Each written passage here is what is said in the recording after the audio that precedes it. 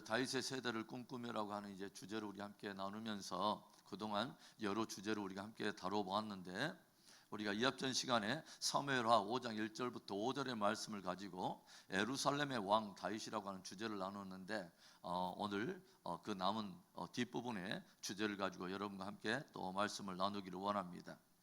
우리가 조금 복습해 본다면 다윗의 생애 가운데는 5개의 성읍이 굉장히 의미 있다라고 말씀을 드렸죠. 제일 먼저 어떤 성읍이었습니까? 바로 베들레헴이었습니다. 베들레헴은 아버지 이세 양떼를 맡아가지고 광야에서 목동이 되어서 양떼를 치는 우리가 다윗의 모습을 우리가 주목하게 되고, 광야 아무도 찾지 않고 사실은 사람들에게 잊혀진 장소와 시간 속에서 다윗이 보여주는 우리는 성실한 삶을 우리가 보게 된다고 하는 거죠. 일상의 삶 속에 성실했던 이 다윗을 하나님께서 주목하여 보시더니 어떤 인생도 주목하지 않는 그곳에서도 하나님의 눈길이 그것을 주목하더니 마침내 이 다윗을 이스라엘의 왕을 삼기 위해서 드디어 하나님께서 사무엘을 통해서 기름 부음을 허락했던 바로 그 장소가 베들레헴이라고 하는 이 장소죠. 그 다음에 베들레헴에서 하나님께서는 그를 기브아에 잠깐 올려 보내시죠. 골리앗과의 어떤 전쟁을 통해서 하나님께서 그동안 묻혀있던 모든 사람들에게 가리워졌던 다윗을 마침내 모든 인생들 위해 높이 드러내시죠. 그래서 기브아에는 바로 사울의 궁전이 있는 곳, 그래서 일시적인 형통을 주심으로 인해서 하나님께서 다윗을 한번 달아보시죠. 그곳에서도 변함없이 하나님을 경외하는가, 역시 광야에서처럼 아무도 보지 않았던 곳에서도 하나님을 예배했던 것처럼 역시 그곳에서 일시적인 형통에 주어졌을 때도 흔들리지 아니하고 하나님을 예배하며 역시 범사에 성실할 것인가를 한번 달아보시더라고 하는 거죠. 그리고 하나님께서는 그를 드디어 어디에다 내몰아치시냐면 광야에 내몰아치시는데, 이 광야의 그 모든 하나님께서 연단하신 이 과정을 한마디에 그 장소로 말한다면 어떤 곳이라고 말했냐면 아둘람 굴이라고 우리가 말할 수 있다고 그랬어요. 그래서 이 아둘람 굴에 이제 다윗이 그곳에서 사울의 추적을 피해 가지고 광야 생활에 아둘람 굴에 들어있을 때 몇 사람들이 들어오냐면 약 400명의 사람들이 들어오는데, 그들이 다 어떤 사람이냐면 원통한 자, 마음에 상한 자, 여러 가지 가난하고 궁핍하고 연약한 자. 어떻게 보면 다윗이 기브아에 있다면, 계속 왕궁에 있다면 만나볼 수도 없고 만날 필요도 없는 그런 사람들이었습니다. 그런데 이 다윗에게 누가 찾아오냐면 아둘람 굴, 그 아무도 찾아오지 않는, 어떻게 보면 굉장히 어두침침한 바로 그 장소와 시간 속에 누가 찾아오냐면 굉장히 가난하고 연약하고 힘없고 정말 원통함의 어떤 그런 짓눌리고 학대를 받는 그런 많은 영혼들이 찾아왔다고 하는 거죠. 그곳에서 다윗은 그들을 함께 케어하면서 광야에서 아무도 보지 않는 곳에서 양떼를 쳤던 그 성실함으로 역시 아둘람 굴에서 자기에게 찾아온 정말 연약하고 힘없는 자들을 함께, 그들을 함께 또 케어하면서 이곳에서 하나님께서 무엇을 빚어가시냐면 바로 왕의 영성을 빚어가신다고 하는 거죠. 높은 자리에 있는 사람, 힘 있는 사람만 함께 상대하고 그런 것을 권력으로 휘두르는 그런 왕이 아니라 진짜 가난하고 원통한 자들의 마음을 헤아려주는 진짜 왕의 영성을 아둘람 굴에서 하나님께서 다윗에게 빚어내시더라고 하는 거죠. 그래서 여기에서 뭐냐면 하나님께서 연단하셨다. 무엇을? 기지를, 무엇에 대한? 진짜 온 이스라엘과 유대 백성들을, 그래서 이스라엘의 12지파의 왕으로서의 영성을 그 안에서 기지를 다듬어 가셨다. 그리고 이것이 이제 다 어느 정도 되니까 하나님께서 그를 어디에 높이셨느냐면 이 앞전 시간에 헤브론에 보내셨다고 말했죠. 헤브론은 뭐예요? 바로 이스라엘의 이제 왕이 되기는 되는데, 이 다윗이 전체 12지파의 왕이 아니라 유다 지파 한 지파의 왕으로 하나님이 세우시더라고 하는 거죠. 그래서 하나님께서는 우리에게 무엇인가를 응답하시고 무엇인가를 회복하실 때 한꺼번에 확 주시는 것이 아니라 하나님께서 한 번쯤 먼저 일시적인 형통을 줘보세요. 하나의 분깃을 줘보세요. 이것을 잘하는가? 지극히 작은 일에 충성된 자가 큰 일에도 충성하느니라. 아멘. 그래서 하나를 한번 달아보셔요. 그래서 그 안에서 헤브론에서 한 지파의 왕으로서 변함없게 신실하게 이 왕의 역할을 잘하다 보니까 하나님께서 마침내 이제 그를 예루살렘으로 올려보내신대. 에루살렘은 무엇을 말하죠? 이제는 한 지파의 왕이 아니라 12지파의 왕이 됨으로 해서 마침내 하나님께서 사무엘을 통해서 기름 부어서 세우기를 원했던 바로 그 왕으로 하나님께서 마침내 세워가시는 하나님의 놀라운 역사를 보게 된다고 하는 것입니다. 그래서 이제 우리가 그동안 다윗의 세대를 꿈꾸면서 우리가 이 주제를 가지고 꼭 이렇게 함께 다가왔는데, 저와 여러분이 성경의 어떤 한 인물에 대해서 이렇게 가까이 조명해 보는 시간이 굉장히 저는 소중하다고 생각해요. 왜 그러냐면 통으로 잡아가지고 그 사람이 이룬 어떤 사역, 성과, 성공, 형통 이것만이 본 것이 아니라 그 배후에 어디서부터 도대체 시작했고 이 사람의 그 하나님을 향한 어떤 태도들, 그리고 이 사람이 끊임없이 사람과 관계 속에서 반응했던 모든 이런 일들, 이런 것들을 하나님만 보신 것이 아니라 누구 끊임없이 보고 있었냐면 이스라엘의 모든 사람들도 끊임없이 보고 있었다고 하는 거죠. 그래서 헤브론 땅에 이제 뭐냐면 사울과 그의 모든 왕가의 모든 사람들이 다 제거된 다음에 이스라엘의 이제 나머지 지파의 장로들이 이 다윗을 찾아가지고 이 앞전에 들려줬던 그런 말이 뭐였어요? 5장 1절에 뭐라고 말하냐면 우리는 왕의 골육이니이다. 우리도 역시 왕과 하나님의 언약 백성이라고 있다고 하는 것을 이스라엘의 장로들이 함께 고백하면서 아주 중요한 고백을 하죠. 2절에 전에 곧 사울이 우리의 왕이 되었을 때도, 즉 사울이 우리의 진짜 리더십에 있었을 때도 사실은 이스라엘을 거느려서 출입하게 하신 분은 다윗 당신이었습니다. 그러니까 뭐냐면 사실은 사울이라고 하는 사람은 표면적인 하나의 리더십을 갖고 있었지만 사실은 우리의 내면에 우리의 진짜 모든 출입을 거느렸던 사람, 우리가 어느 길로 행하고 어떤 길을 행해야 될 것인지 선한 본이 되었고 늘 중심을 잡아줬던 사람은 진짜 당신이었습니다. 진짜 당신이 우리의 내면 안에 있는 진짜 리더십이었습니다 라고 인정을 했다고 하는 거죠. 다윗이 끊임없이 하나님을 향해서 변함없었던 그의 충성됨과 애배자로서의 신실함, 사람이 보든 안 보든 베들레헴에 있던 기브아에 있던 아둘람에 있었든지 상관없이 그가 늘 보여줬던 바로 하나님을 향한 그 신실함, 그리고 그가 이 사람들을 향해서 그 가졌던 어떤 신실한 태도들, 심지어 자기를 추적해 왔던 사울과 원수같이 여겨지는 그의 군사들에 대해서, 그리고 그의 군대 장관인 이스보셋을 향해서 또 사울이 죽었을 때도 오히려 그 애가를 지어가면서 오히려 사울을 끊임없이 사울을 수치스럽고 부끄러운 왕으로 폄하한 것이 아니라 그의 왕으로서의 영예를 지켜줬던 다윗의 신실함, 이런 것들을 하나하나를 보면서 이 이스라엘 모든 장로들은 다윗의 인격을 봤고 하나님을 향한 예배 영성을 봤고 신실함을 늘 바라보고 있었다고 하는 거죠. 그러면서 말을 하는 것입니다. 뭐라고? 사울이 왕이었을 때도 실제로 우리로 하여금 모든 출입에 우리를 실제로 움직였던 바로 그분은 당신이었습니다 라고 말하는 것입니다. 이와 같은 신실한 리더십과 신실한 인격이 우리 안에도 있기를 축원합니다. 그리고 뭐라고 말하냐면 여호와께서도 왕에게 말씀하시기를 네가 내 백성 이스라엘의 목자가 되며 네가 이스라엘의 주권자가 되리라 하셨나이다. 그러니까 이스라엘의 장로들도 다 알고 있는 거예요. 하나님이 다윗을 왕으로 삼으려고 하는 것을 끊임없이 알고 있었다고 하는 것이죠. 그래서 이제 다윗이 드디어 왕이 됐는데, 이 앞전에 왕이 됐는데, 다윗은 왕이 될 때 무력이나 전쟁으로 세워진 것이 아니라 하나님께서 세워주시는 어떤 리더십이 하나님께로 인정받고 사람으로부터도 인정을 받아서 왕으로 세움을 받았다고 하는 거죠.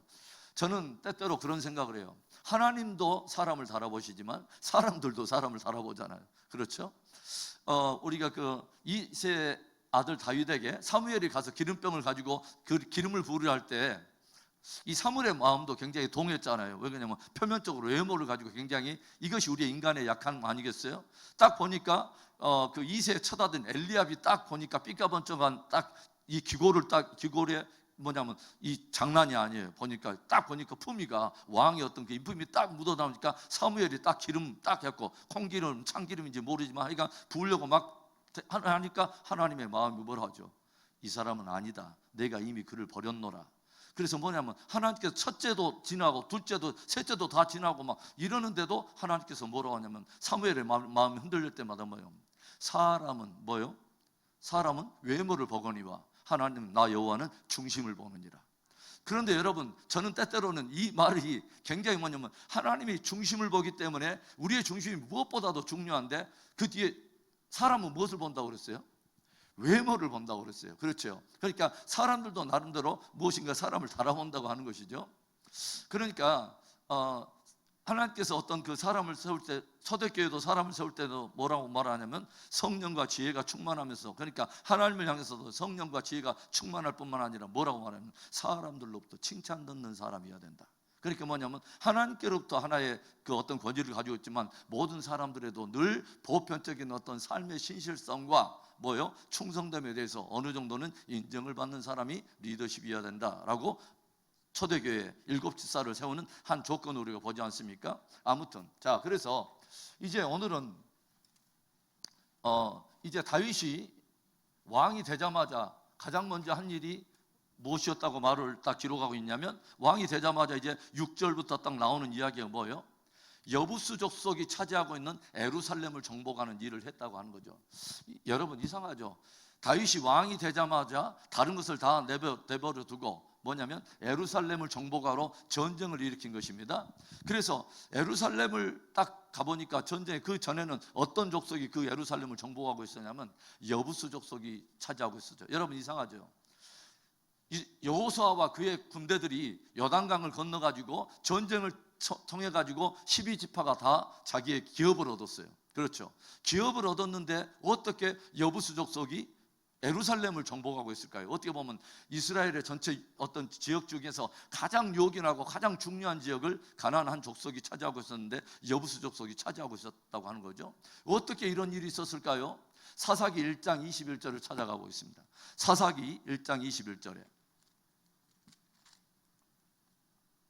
구약성경 361페이지 사사기 1장 21절에 이런 말씀이 있죠. 구약성경 361페이지 찾으셨습니까? 자,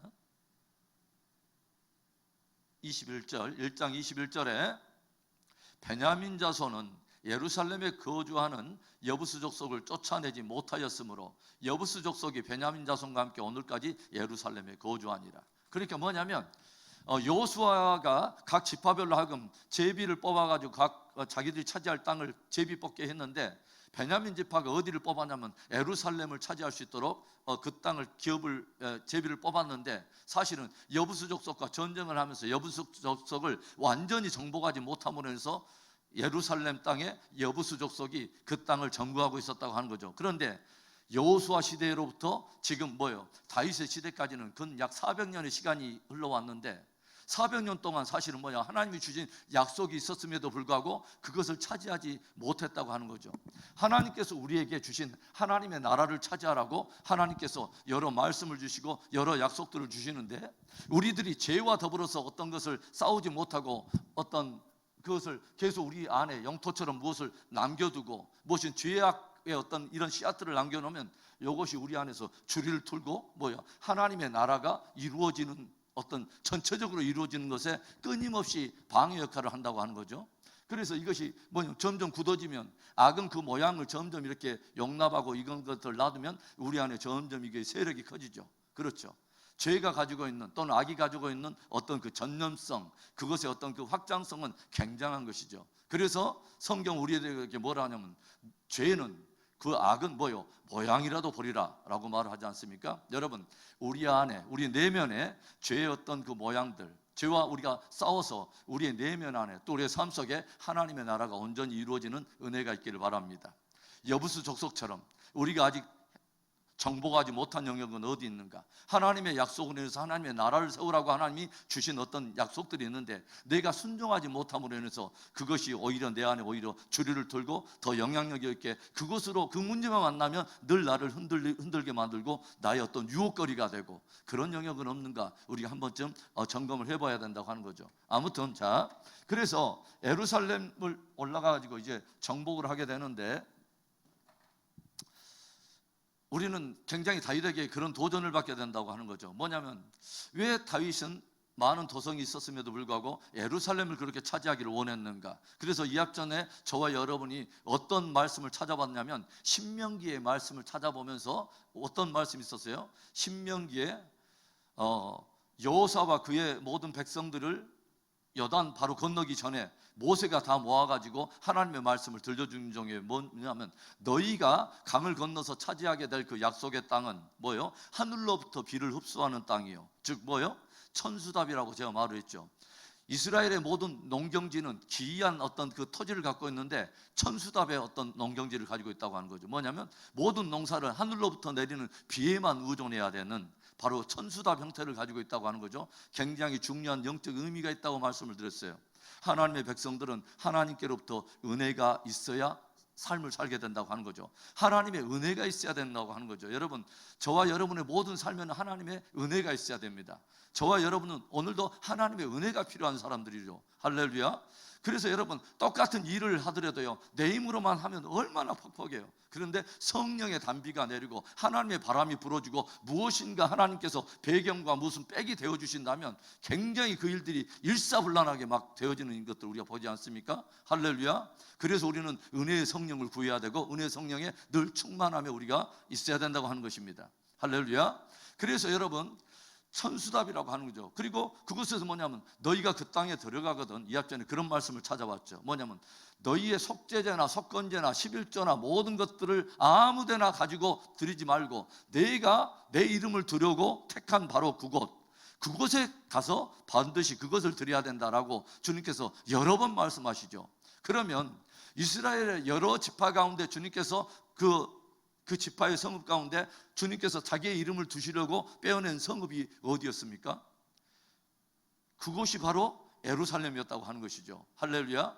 그래서 그곳은, 그런데 성경이 뭐라 하냐면 그곳은 솔로몬이 그곳에다 무엇을 짓냐면 성전을 지었는데 사실은 솔로몬에게 그곳에 성전 지으라고 정해주고 가르쳐준 사람이 장본인이 누구냐면 바로 다윗이었다고 말하잖아요. 그래서 여러분, 자, 어디를 보냐면, 자, 역대하 6장 5절과 6절을 보겠습니다. 역대하 자, 6장 5절과 6절의 말씀, 구약성경 661페이지 보겠습니다. 6장 5절과 6절의 말씀에, 자, 5절부터 제가 볼게요. 내가 내 백성을 애굽 땅에서 인도하여 낸 날부터 내 이름을 둘 만한 집을 건축하기 위하여 이스라엘 모든 지파 가운데서 아무 성읍도 택하지 아니하였으며 내 백성 이스라엘의 주권자가 될 사람을 아무도 택하지 아니하였더니, 6절 함께 읽습니다. 예루살렘을 택하여 내 이름을 거기 두고 또 다윗을 택하여 내 백성 이스라엘을 다스리게 하였노라 하신지라. 아멘. 그러니까 하나님께서 어디를 선택했냐면 예루살렘을 택했고 하나님께서 다윗을 내 백성의 주권자로 택하셨다고 솔로몬이 지금 성전 복원을 하면서 하나님의 말씀을, 예전 말씀을 들려서 지금 들려주고 있는 것이죠.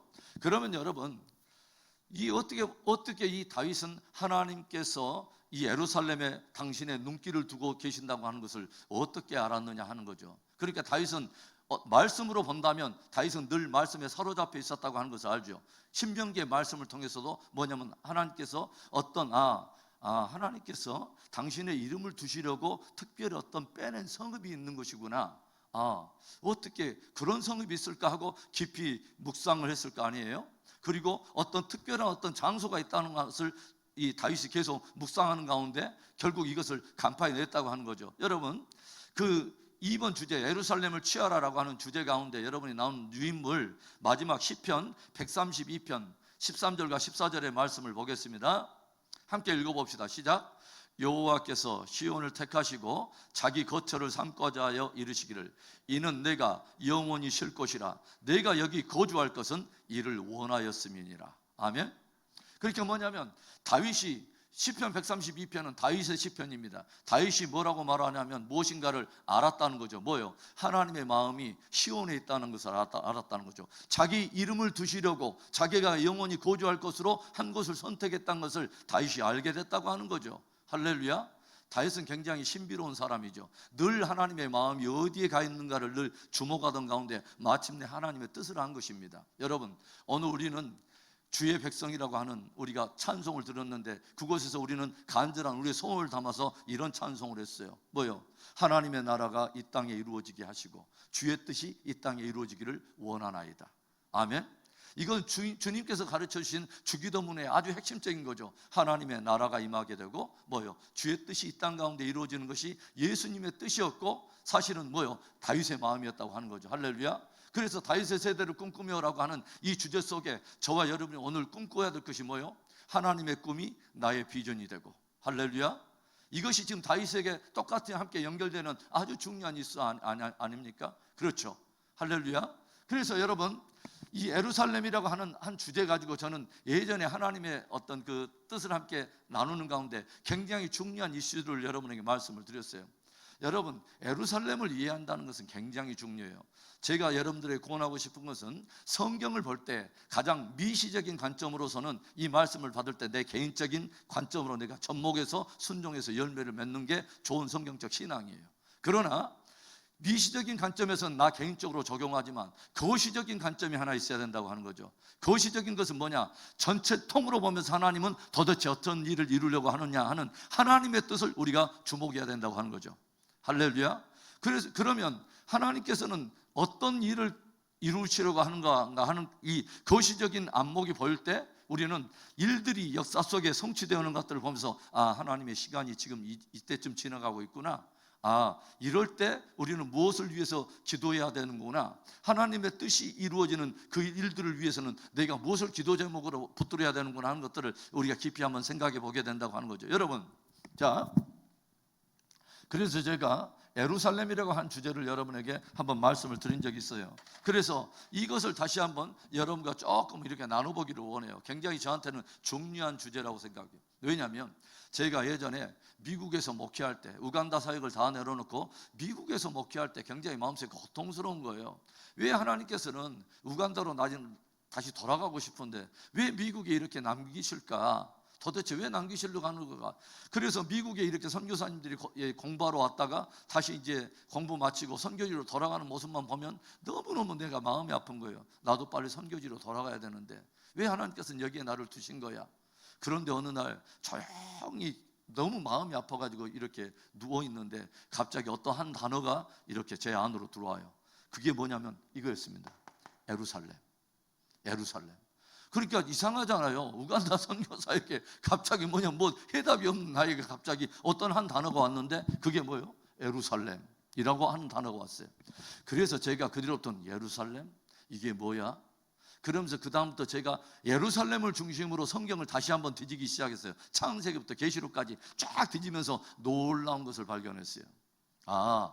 예루살렘은 하나님의 뜻 가운데 아주 한 중심에 있는 놀라운 한 주제이구나. 하나님께 아주 중요한 주제가 되는구나. 그렇다면 하나님께 아주 중요한 주제가 된다면 저와 여러분에게도 아주 중요한 주제가 된다고 하는 거죠. 할렐루야. 예루살렘을 이해하기 시작하면 하나님의 비전을 우리가 보게 되고 예루살렘을 보게 되면 우리가 역사가 어느 시점에 와 있는가도 보이기 시작해요. 할렐루야. 여러분, 예루살렘에 여러분 아주 중요하잖아요. 왜 예수님께서는 다른 도성이 아니라 왜 하필이면 예수님께서는 이스라엘 오셨고 이스라엘 가운데서도 꼭 예루살렘에서 십자가를 져야 되실까? 여러분 궁금하지 않아요? 왜 예루살렘에서만 꼭 십자가를 져야 되시냐 이 말이에요. 주님께서 말했어요. 너희들이 그 땅에 들어가거든 번제와 속죄제와 11조와 이 아무 것을 갖고 가는데 아무 데나 다른 데서 너희 마음에 가는 대로 감동되는 대로 아무 데나 가뜨리지 말고 내가 내 이름을 두려고 바로 내가 구별한 그곳에 가서 예배를 드려라. 그것을 드려라. 그러니까 하나님께서 인정하시는 예배의 제사의 정통성이 하나님께서 인정하신 그 정통성을 인정하는 곳이 한 군데 있었다는 것이죠. 그곳이 바로 예루살렘입니다. 아멘. 그러면 모든 제사를 합본해 가지고 통으로 대표적으로 드리시는 분이 바로 예수님 아니십니까? 예수님께서 모든 사람들이 구약이 말하는 모든 율법이 말하는 제사를 주님께서 당신의 한 몸이 돼가지고 당신이 제물되어 가지고 바로 제물이 되어서 십자가에 돌아가서 하나님과 사람 사이에 가로막힌 담을 십자가로 폐하신 화목제가 되신 것이 바로 예루살렘에서 이루어진 희생사건이라고 하는 거죠. 할렐루야. 예루살렘은 놀라운 것이에요. 놀라운 것이요. 그래서 이 예루살렘에 십자가 사건이 있었고 그 다음에 십자가 사건뿐만이 아니라 또 뭐가 있었어요? 바로 이곳에 예수님 오시기 전에 약 1000년 전에 다윗이라고 하는 사람이 이곳에 어떤 하나의 장소를 다 정해가지고 이곳에다 솔로몬아 내 아들 솔로몬아 이곳에다 성전 세워야 돼. 아무 데다 성전 심으면 안 돼 라고 다윗은 알았다는 거죠. 무엇을 통해서? 다윗은 뭐예요? 여호와께서 시온을 자기의 거처로 삼으려고 한다는 것을 다윗은 알았어요. 이것을 시편 132편에 다윗은 자기의 애언적인 시로 고백을 하고 있어요. 여러분, 다윗은 천상의 세계를 봤을까요? 안 봤을까요? 천상의 세계를 본 적이 있을까요? 다윗은 예수님을 알고 있었을까요? 여러분, 다윗은 시편 가운데도 이런 말을 고백했죠. 주께서 내 주께 이르기를, 내가 내 대적으로 하여금 내 발등상 되게 하기까지 너는 내 우편에 앉아있으라. 이 말을 다윗이 고백을 합니다. 다윗이 알고 있었다고 하는 거죠. 여러분, 다윗은 왕이면서 선지자였던 거예요. 할렐루야. 이걸 사도행전에서 고백하고 있어요. 실제로 왕이면서 선지자였다고. 그래서 여러분, 다윗은 뭐냐면 솔로몬에게 무엇을 말하면, 여러분, 실제 성전을 지었던 사람은 솔로몬이지만 모든 제도와 식양과 장소와 모든 또 이 모든 걸 다, 그 기물을 다 준비해 줬던 사람이 아버지 다윗이었어. 놀라운 사람 아니에요? 이 사람 왕이잖아요. 그렇죠. 다른 할 일도 굉장히 많은데 왕의 인생을 보면은, 다윗의 인생을 보면 이 사람이 왕인지 목사인지 선교사인지 구별을 잘 안 돼. 그러죠. 어떻게 보면 그냥 오히려 주업이 꼭 뭐냐면 그냥 주일 하는 사람처럼 그렇게 하나님을 섬기더라 이거죠. 그렇죠. 그래서 이 다윗이 그것을 정했어요. 어디요? 예루살렘에다 성전 지으라고. 그곳에다 성전 지으라고 하는 것을 다윗이 알고 다윗이 계시해 줬다 이 말입니다. 여러분, 그러면 이 다윗이 성전 지으라 했던 바로 이것이 누구와 또 연결될까요? 자, 한번 보겠습니다. 역대하 3장으로 넘어가 보세요. 역대하 3장 1절에. 자, 역대하 3장 1절에 보겠습니다. 함께 읽어볼까요? 시작. 솔로몬이 예루살렘 모리아 산에 여호와의 전 건축하기를 시작하니 그곳은 전에 여호와께서 그의 아버지 다윗에게 나타나신 것이요 여부스 사람 오르난의 타작마당에 누가 정한 것이라? 다윗이 정한 것이라. 그런데 그것이 예루살렘이 어디라고 말하면 모리아산. 모리아산 어디서 많이 들어봤죠? 모리아산. 모리아산 하면 누구 생각나요? 아브라함과 이삭 생각나지 않습니까? 그러니까 약 예수님 오기 전에 1000년 전에 다윗은 그곳에서 성전 지으라고 했는데, 뭐냐면 바로 이 사건이 있는 바로 그 동일한 장소 예루살렘 모리아산에, 그거로부터 더 1000년 전에, 약 2000년 전에 아브라함이라고 하는 인물, 믿음의 조상 아브라함, 하나님께서 내 친구라고 말했던, 인생 가운데 내 친구라고 말했던 그 영광을 가지고 있는 아브라함이 그곳에서 뭘 하냐면 이삭을 모리아산에 제물로 드려요. 그런데 이것을 사실은 누가 명령했죠? 아브라함에게? 하나님께서 명령했어요. 네 하나밖에 없는 독자 이삭을 내가 내게 지시한 곳으로 가서 그곳에서 뭐냐면 번제로 드리라. 그래서 모리아산에서 뭐냐면 아브라함이, 중요한 것은 체브람이 아닙니다. 아브라함이 그 독자 이삭을 그곳에서 번제로 드렸어요. 다른 곳이 아니라 하나님께서 지정하신 장소에, 그곳에 갔어요. 그곳에서 드렸어요.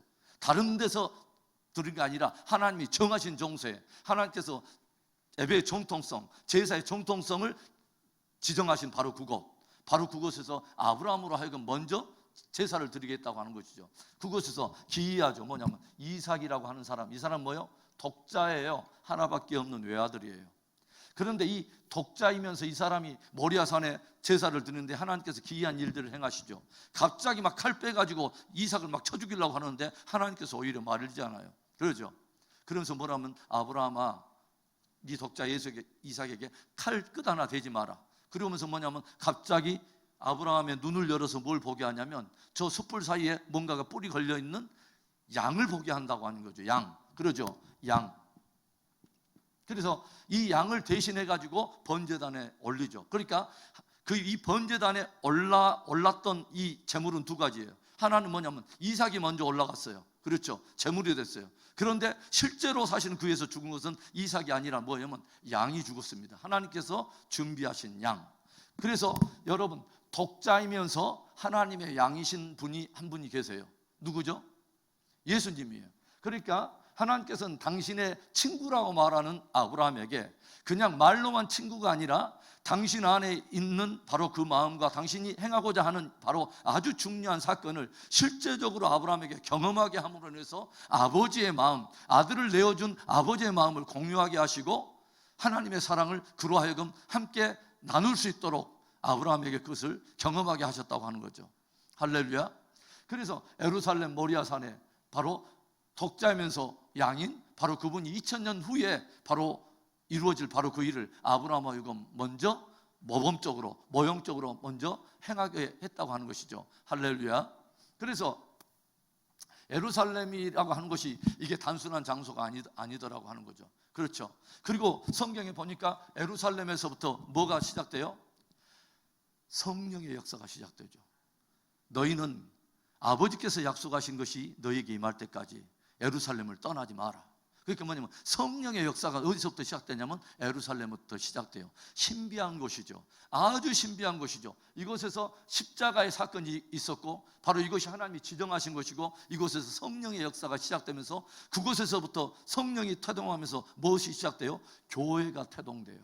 그러니까 모든 예루살렘의 모 교회는, 모든 지구촌에 존재하는 모든 교회의 모 교회는 어디냐? 바로 예루살렘 교회인 거죠. 초대교회. 할렐루야.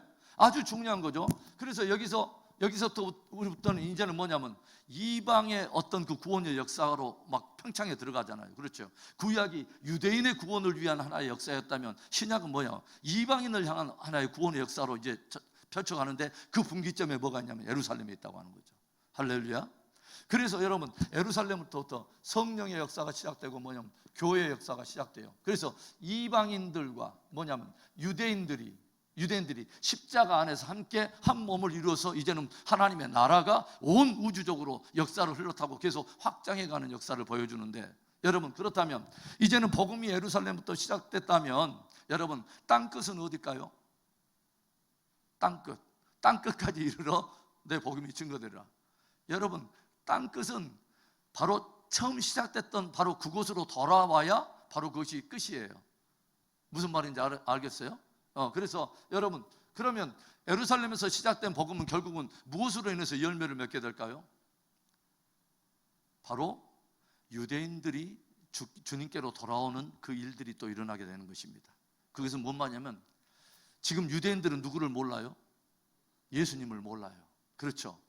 예수님을 몰라. 그럼 먼저 이방인들에게, 유대인들 너희들이 먼저 기회가 왔는데도 믿지 않으니까 너희들은 잠시 찍힌 바 돼가지고 잠시 있고 그 너희들이 찍힌 그곳에다 이방인들이 접붙여가지고 먼저 생명 역사를 누리게 된다. 이것이 하나님의 신비 중에 하나예요. 할렐루야. 유대인이 찍힌 것이 뭐요? 이방인들의 풍성한 구원을 베풀어 주신 하나님의 결정적인 하나의 은혜가 된다고 하는 것이죠. 할렐루야. 이것을 깨달았던 사람이 지금 이 사도들과 사도 바울도 막 그런 말을 하잖아요. 뭐냐면 이방인의 충만한 수가 들어오기까지 유대인의 덜어는 뭐냐면 꺾인 것이다, 찍힌 바 된 것이다 라고 말하잖아요. 그러나 저들이 뭐냐면 버림을 받을 수 있느냐? 아니다. 그럴 수 없느니라. 저들이 원 감람나무 가지이기 때문에 뭐냐면 이방인의 너희들 돌 감람나무 가지가 접붙임을 받아가지고도 이렇게 풍성한 열매를 맺었다면 원 감람나무인 이 사람들이야 얼마나 더 접붙임을 받아서 열매를 맺을 것이냐라고 주님이 말씀하시더라고 하는 거죠. 할렐루야. 그래서 결국은 뭐예요? 여기서 이방인들이 또 구원에 함께 참여하게 되면서 이런 일들이 일어나게 되면서 결국은 뭐냐면 유대인들이 엄청나게 또 함께 합류하게 되면서 마침내 이 하나님이 마음속에 작정하시고 하나님이 기대하신, 하나님이 정해놓으신 이방인과 유대인의 충만한 분량의 사람들이 주께 돌아오는 것을 보면 그때 주님이 오시는 것입니다. 할렐루야. 할렐루야.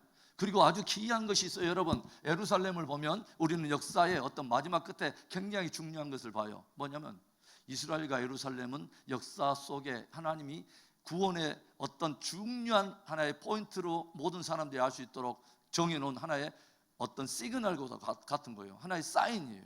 뭐냐면은 역사 속에 사라졌던, 어떻게 보면 완전히 찍혀서 없어진 것 같은 2000년 동안 찍혀가지고 도저히 다시 나타날 것 같지 않았던 바로 그 나라가 역사 속에 드러난다고 하는 거죠.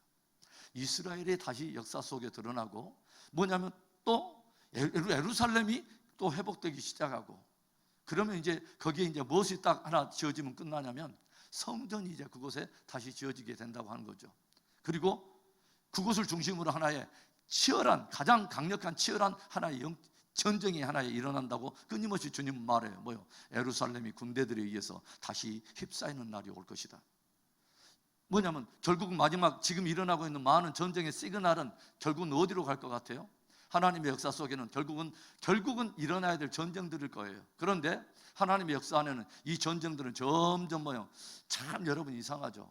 여러분, 참 제가 마음속에 정말 우리가 요한계시록의 세대요, 마지막 역사의 끝에 우리가 살고 있다는 걸 제가 확신하고 있는 것은 뭐냐면, 예전에는 주님께서 말했던 징조들이 지극히 한 지역적으로, 하여간 국부적으로 협소하게 이렇게 드러났는데 이제는 그러지 않잖아요. 그러죠? 코로나가 하나 딱 드러났는데 우리는 그냥 한 지역에서 끝날 줄 알았어요. 그냥 중국에서 그런 일이 있었나 보다 했는데, 이것이 뭐냐면 온 세계 그 어떤 나라도 열애 없이 이게 하나의 거대하게 일어났어요. 그리고 이것이 어떻게 보면 많은 사람들 코로나 이전과 코로나 이후로 나눌 만큼 코로나가 우리에게 준 어떤 그 여파는 굉장한 것이 되었습니다. 그렇죠? 그러면 이 코로나가 끝나면 모든 것이 다 끝날까요? 병에 대한 것이? 절대로 그러지 않습니다. 뭐냐면 이것이 간헐적으로 이렇게 들쑥날쑥하긴 하더라도 총체적으로 뭐냐면 계속 이것도 무르익어 갈 거예요. 다른 많은 다양한 것들이 드러나면서 이게 전염병들이 계속 머물고 갈 거예요. 그리고 또 뭐예요? 갑자기 이것과 더불어서 뭐가 왔냐면, 코로나가 오니까 전체적으로 많은 사람들이 경제에 어려움이 오면서 무엇이 함께 흔들려? 삶의 문제가 흔들면서 기근이 전조가 오더라고요. 이 말입니다. 기근이 서서히 지구촌의 어떤 이것이 하나의 기류로 이렇게 몰려 들어와요. 그렇죠? 그러면 지금 또 이것이 함께 맞물려 있더니 또 뭐라요? 사람들의 마음이 강팍해지기 시작하고 이런 것들이 함께 머물면서 생각지도 않은 데서 전쟁이 터졌습니다. 그렇죠? 러시아와 우크라이나. 제가 예전에 그런 이야기를 했어요. 예전에 청년 때 제가 우리 30년 전에 제가 바울교회 있을 때 우리 청년들과 요한계시록과 에스겔, 다니엘 막 이 종말론에 대한 제가 강의를 했었는데, 우리 자매 하나가 최근에 갑자기 전화가 온 거예요. 러시아와 우크라이나 전쟁이 딱 터지니까 전쟁이 딱 전화하고, 목사님 진짜 그 말씀이 진짜네요. 마지막 시대에 러시아가 굉장히 기이한 하나의 역할을 하게 될 거라고 하는 것을 목사님이 그때 말씀해 주셨는데, 곡과 마곡의 어떤 역할들, 그 다음에 인근 지역의 나라들을 동원해 가지고 함께 거룩한 성으로 들어갈 거라고 하는, 결국은 그 전쟁으로 결국은 마무리가 될 거라고 했는데, 시발점이 어디서부터 시작됐냐면 러시아가 전쟁을 일으켰다고 하는 거죠. 그렇죠? 그러면 우리는 이 전쟁이 어디로 갈지는 몰라요. 그러나 확실한 거 하나는, 여러 가지 전쟁이 이제는 이 전쟁이 아주 특이하게 우리가 주목해봐야 될 것은 두 나라만의 전쟁이 아니더라고 하는 거죠. 뭐죠? 나토 전체가 지금 흔들리고 있잖아요. 그렇죠? EU 전체가. 그리고 미국이 지금 계속 이걸 주목하고 있잖아요. 그런데 이런 전조를 타고 중국이 함께, 러시아에 함께 편에 서 있고 북한이 계속 있는데, 중요한 것은 이들이 다 핵을 가지고 있다고 하는 것입니다. 그런데 여러분, 아주 재미있는 것 하나는 뭔지 아세요? 성경에 이렇게 마지막에 불이 막 등장해가지고 피와 불과 연기로 인해서 사람이 얼마 죽더라 이런 모든 일이라든가, 쑥과 같은 별이 바다에 떨어짐에 사람들이 이것으로 인해서 죽더라, 이런 모든 어떤 것들이 다 전쟁을 하나의 드러내주고 있는 하나의 표현인데, 이것이 궁극적으로 마지막에는 무엇과 함께 정결돼서 의미가 있냐면, 사실은 핵전쟁의 어떤 그런 것들 모형을 보여주고 있다고 하는 거죠. 이런 것들을 보면서 제가 서서히 무르익어 가고 있구나, 굉장히 중요한 시대로 들어가고 있구나. 저는 이런 것들을 우리 그리스도인들은 성경을 통해서 시세를 읽어가는 사람들 아닙니까? 시대를 읽어가는 사람 아니에요? 그러니까 그 말씀을 붙들고 우리가 늘, 주님께서는 이런 일들이 이루어지거든 너희는 일어나서 고개를 들라, 너희의 속량이 가까웠느니라. 무엇을 말하면, 이런 일들이 반드시 이루어질 것이로되, 이런 일 속에 우리들은 무엇을 바라보고 있냐면 우리의 속량. 그것은 십자가를 통해서 우리를 구원하신 바로 그 주님께서 이제 마지막 날에 이 구속을 완전히 우리가 몸과 영혼이 썩지 않는 영화로운 구원, 바로 진짜 속량의 성취를 이루시는 바로 그때가 가까이 온 것을 너희들은 알고 있으라 라는 그런 말입니다. 할렐루야. 이게 바로 성경적 종말론의 핵심이에요. 징조에 대한 것들도 우리는 확실히 알아야 돼요. 이걸 통해서 우리는 역사를 분별해야 돼요. 굉장히 중요한 시대를 살고 있는데 모든 사람들은 오히려 뒤로 물러나고 있어요. 코로나로 인해서 익숙해졌어요. 뒤로 물러나는 것에 대해서, 영적 전쟁에 대해서, 아니면 이것에 대해서 별로 가치를 생각하지 않아요.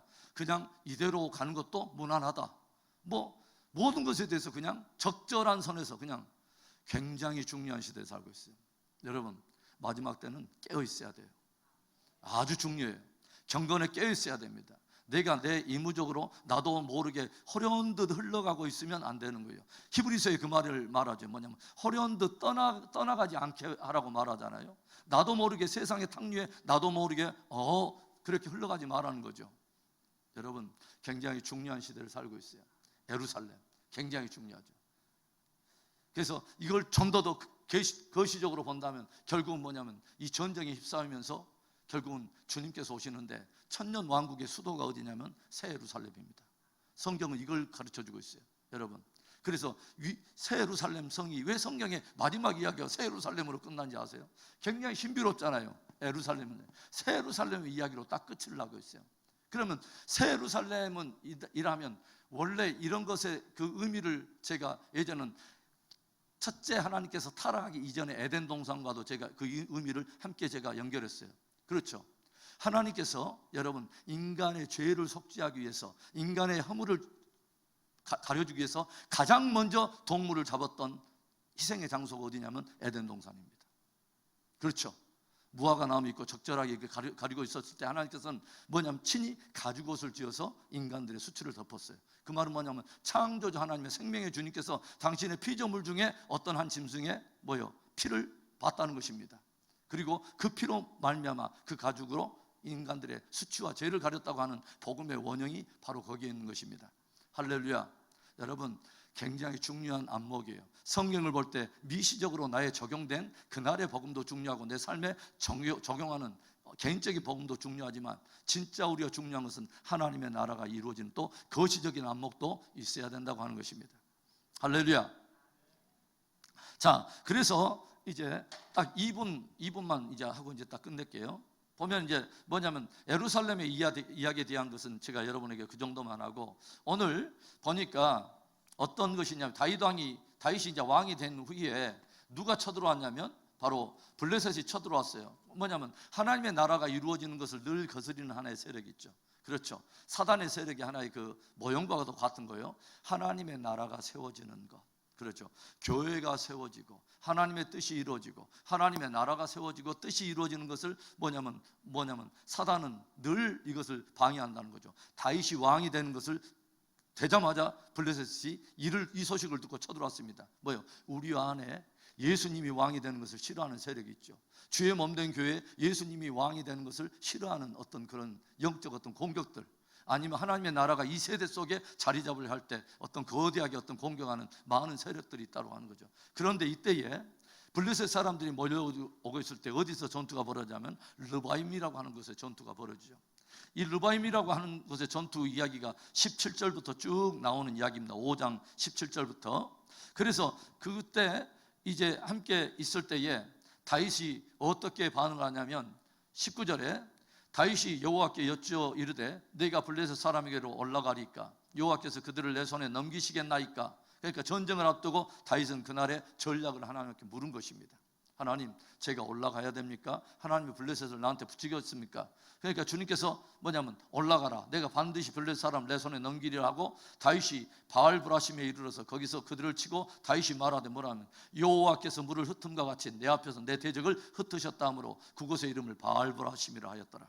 제가 하나님의 성호를 좋아하는 여러 가지 성호가 있어요.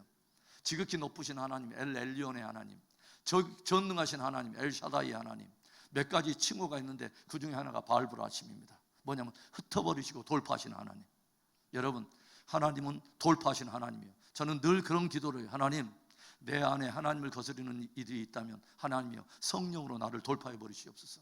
나의 강팍함을 돌파해 버리시옵소서. 하나님 아버지. 그게 하나님의 돌파가 우리는 필요하다고 하는 것이죠. 할렐루야. 저는 우리 시대에 바로 이것을 두고 저는 기도해야 된다고 생각합니다. 모든 사람들이 자꾸 뒤로 물러나고 점점 세대 풍조를 타고 점점 마음이 굳어지면서 무엇인가 아주 중요한 때를 살고 있으면서도 어떤 그런 무감각하게 살아가는 이때에 저는 성령으로 말미암아 우리 안에 돌파가 일어나야 된다고 저는 믿습니다. 하나님의 교회도 돌파가 일어나야 된다고 저는 생각합니다. 할렐루야. 이 시대의 교회들 이렇게 가면 어떻게 하겠어요? 그렇죠. 이 시대의 교회들, 초대 교회의 모든 것들, 우리 예전에 신앙의 선조들이 가졌던 산기도를 자랑하고 뿌리채 소나무를 몇 개 뽑았네 어쩌네, 이제는 그런 말 하기가 참 민망할 정도로 기도의 야성이 다 메말라고 어떤 세상과 더불어 죄와 싸우려고 했었던 예전 선조들의 어떤 그런 건 하나도 없이 이제는 적절하게 이대로만 서서히 물들어가는 이때에 하나님의 은혜로 말미암아 바알브라심 돌파가 필요합니다. 그리고 또다시 22절에 보면 블레셋 사람들이 또다시 올라와서 르바임 골짜기에 또 왔는데도 다윗은 또 묻습니다. 여호와께 여쭈니 이번에는 올라가지 말고 그들 뒤로 가서 뽕나무 숲을 맞은편에서 그들에게 매복해서 기습해라. 이것이 하나님의 또 다른 전략이었습니다. 한 번에 끝났다고 다윗은 멈추지 않고 또다시 일마다 때마다 하나님의 뜻을 물어가면서 승리를 경험했던 놀라운 이 다윗의 그 영성, 그 귀한 다윗의 겸손하고도 아름다운 영성이 저와 여러분의 영성이 되기를 주의 이름으로 축원합니다.